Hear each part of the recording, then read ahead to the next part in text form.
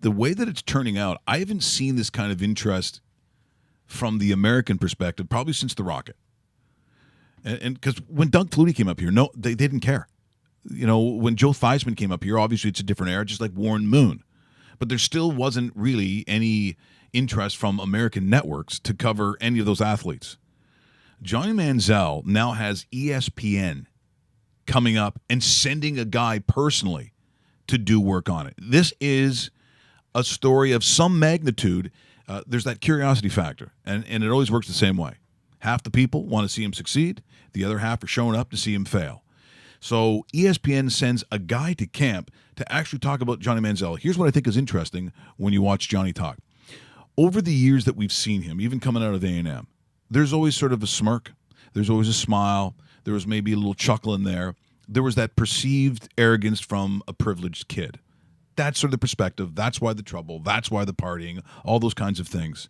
Listening to Johnny Manziel talk about what he's doing from a X's and O's perspective, from a football perspective, it looks like he is taking this very seriously. And so courtesy of our friends at ESPN, here's Johnny Manziel as he continues at camp with the Hamilton Tiger Cats.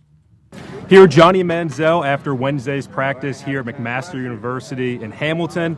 A touchdown drive earlier in practice where you had 7 of 8 completions. Tell me about that drive and what allowed you to succeed on that drive. No, that was the first time I've really got a chance to go in and get some of the team reps like that. But, you know, we've really been breaking it down on, you know, getting through some of these progressions the first couple of days. You know, you're piecing things together, finding out what the concepts are, where guys are going to be, how they can break in and out of routes. And now it's keen on some of the things that the defense is doing. So all it is just a progress starting from, you know, point A, getting all the way down the line to where you really feel like you know things, you know, secondhand without guessing. So, you know, we have a group of guys in that one offense and some guys still lingering around the 2 spots that can really play. Like, there's no doubt about it. These receivers can run some routes. They know how to use leverage and get open. So, you know, I think we have a good offense here.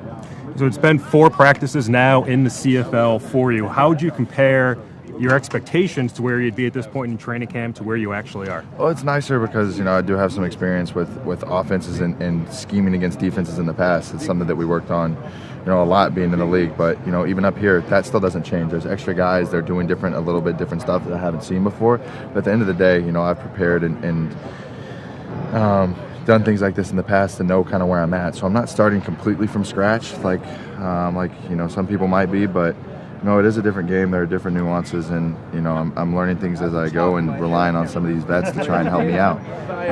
You know, it'll take some time, but, you know, I've tempered my expectations, but I like to have, you know, a big progress day like what happened today. Isn't that interesting? I just ask you, does he not sound different? Like, to me, this is a Johnny Manziel that he realizes he's come to the precipice. I mean, after this, if this doesn't work, life as he's known it is over. There is no more Johnny football. And I just listened to the seriousness of which he's taking camp. It's not like, well, I'm out there, we're having some fun, the guys are doing. Like, there was none of that. It was literally like, if I see a student in school, I want him to sound like that.